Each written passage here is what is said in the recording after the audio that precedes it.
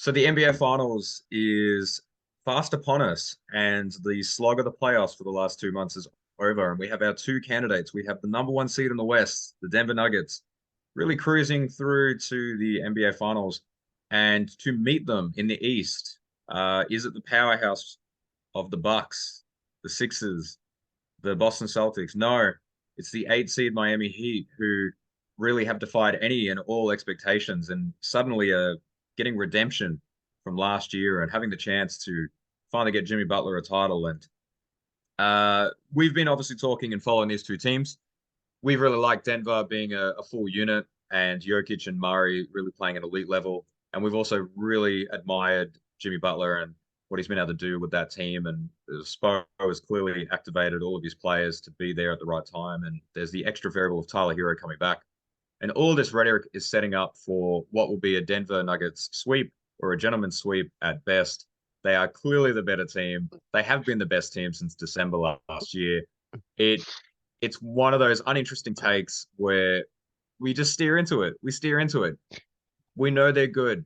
They've got a center position. Who matches up against that? Bam. We've watched Jokic now go through multiple centers. He will be fine. Jamal Murray is going to be, going up against Jimmy Butler for the scoring, the wing, the trash talk, all that. But then you add in players like Aaron Gordon, Michael Porter Jr., Bruce Brown. We've got we've got a lot of pieces on the Nuggets, and Miami are battered. They have played a lot of games.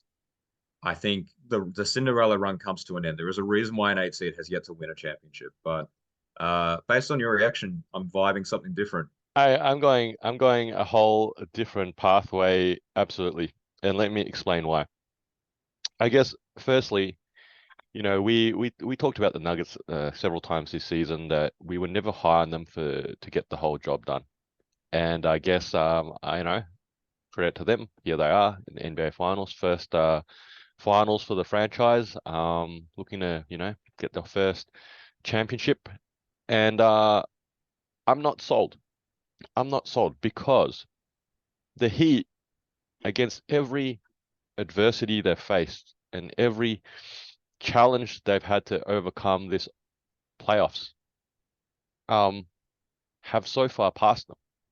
And we're talking not nothing, okay? We're not talking that they played, three times the New York Knicks. Yeah, they played the Bucks with Giannis, and he's obviously a top five player in the league. We're talking about they playing the Celtics, you know, um, with Jaylen Brown and Tatum. And sure, Tatum rolled his ankle. You can make all these reasons why, you know, they didn't win the series. Joe Mazzulla's a rookie coach. Sure. But they've played much more talented teams and they've beat them all. So I guess you mentioned the eighth seed, and I don't know if you saw the clip today, how Mike Malone and I think he's actually taken the right approach here as the Denver coach that the seed does not matter right now. There are two teams that are the best teams that have come out of each conference, and four games left to win. And each game is 48 minutes to play, and that's all that matters. And I think if you look at it that way, either team can win. And you know this about basketball. Either team can win. Okay. And it's not like, say, footy, where it's one game, winner takes all, that's it, it's over.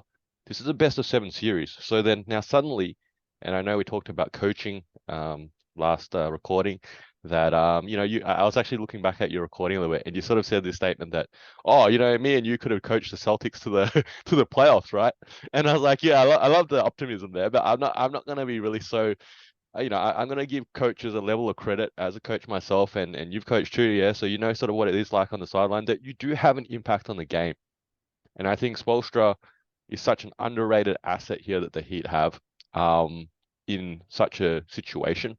He's been there already several times, and he knows what he needs to do here. So look, at the end of the day, on paper, on paper. And that's what you alluded to. On paper, yeah, two-time MVP, Jokic, triple-double machine, Jamal Murray's balling now. Denver have a home court advantage.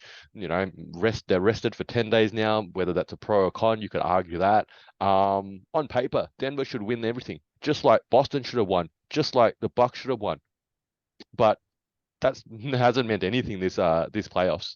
And so I'm gonna go with who I think I'm gonna win. I'm gonna go with who I would like to win, and I'm just gonna ride with this one. Yeah, let's see what happens. Whether it's over in 4 games or going a whole 7 games. Yeah, I'm saying the Heat are getting this done in 7 games.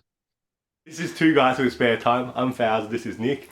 You're probably a basketball fan like us, so hopefully you can throw us an assist and giving our video a like and subscribing to our channel. And if you got thoughts, feelings, or even some suggestions, please put them down in the comment section below. And thank you for using your spare time to watch us in our spare time.